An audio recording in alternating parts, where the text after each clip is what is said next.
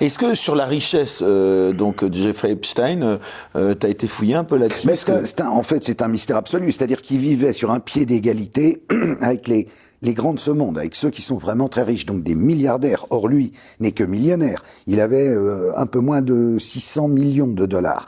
Donc, il n'est pas milliardaire, mais déjà, on n'a pas d'explication sur l'origine de cet argent, parce qu'on n'a pas trace de véritables affaires qu'ait pu faire Monsieur Epstein. Il conseillait un tel, il connaissait un tel, il faisait... Alors, il y a des pans entiers de mystères autour de cette affaire, et c'est sans doute pour cela qu'on a jugé bon de le suicider, avant de suicider de la même façon. Ça, tu en es convaincu, voilà. Mais c'est évident. Alors, de la même façon que Monsieur Brunel, je peux pas croire une seconde qu'il soit suicidé.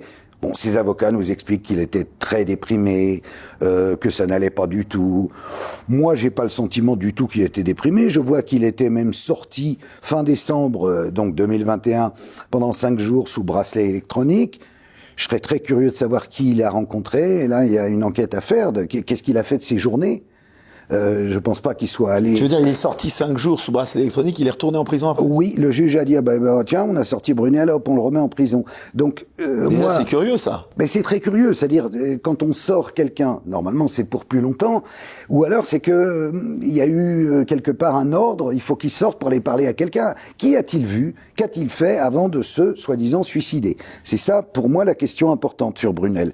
Parce qu'il est évident que dans ces cercles, on sait, par exemple, on en avait parlé l'autre fois quand je suis venu, que Epstein avait filé du pognon, une 60aine de milliers d'euros à Jack Lang pour un film qui n'a jamais vu le jour, au nom d'une association appartenant à Jack Lang qui n'existe pas, enfin, qui est tenue par une fleuriste, tout ça ne tient pas. Donc, on s'imagine que à près de 75 ans, Jean-Luc Brunel, qui évoluait sur Paris depuis toujours, connaissait tout le monde.